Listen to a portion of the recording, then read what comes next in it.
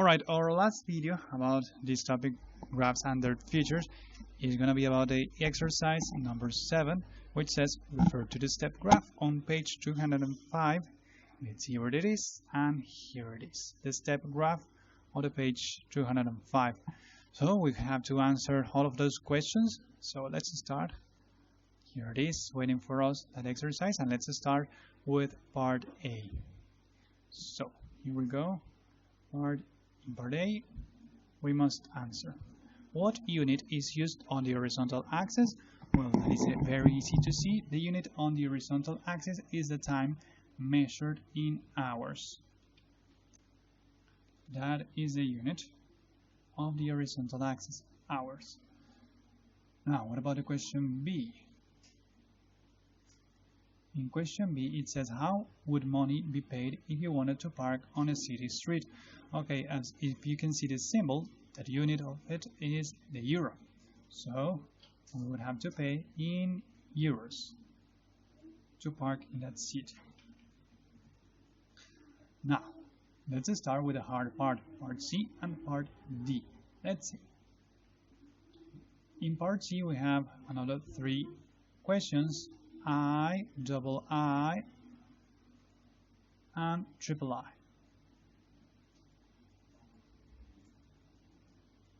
There. Okay, so in part C, part I, it says how much should it cost to park for 20 minutes? Alright, so if we see here, 20 minutes is less than 1 hour. And we can see here that from 1 minute or maybe 1 second to 1 hour, and exactly 1 hour, we would have to pay 1.80 euros. So for 20 minutes, which is less than an hour, we would have to pay 1.8 euros. Or 1.80, sorry. 1.80 euros. Now, what about 3 hours? Okay, that's a tricky question because there are 2 options. Would it be 5.40 euros or would it be 7.20 euros? Okay, as you can see here, this point is completely blank, but this one, the white, sorry, is completely white. Now this one, it's completely green. So what makes the difference? Well, it means that the 3 hours or for 3 hours you have to pay 5.40 euros. But here, if the circle is not colored, it means that you would have to pay after 3 hours and 1 second 7.20 euros. But for exactly 3 hours and no more, you would have to pay 5.40 euros. So we will write here 5.40 euros. Now, how much should it cost to park for 3 hours and 2 minutes? Okay, 3 hours and 2 minutes, it's a little bit more than 3 hours. So we are in this category between 3 hours and 1 second and 4 hours exactly. So we would have to pay 7.20 euros. There.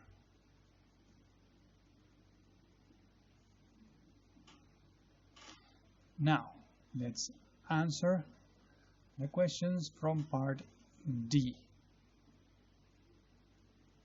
Now let's begin with DI.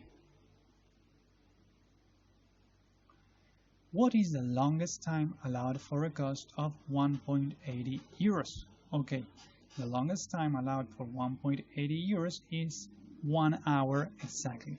If you are in that street for a little bit more than an hour, let's say 1 hour and 1 second, or perhaps 1 hour and 1 minute, you will have to pay 3.60 euros. For exactly 1 hour, you have to pay 1.80 euros. So the longest time you have to pay for a cost of 1.80 euros is 1 hour.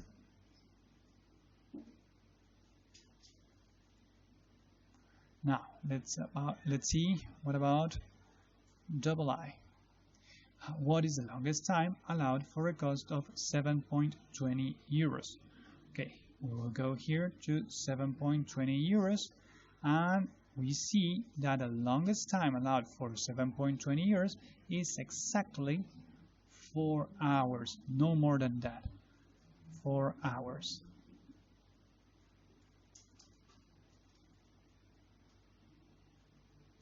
Finally, for triple I,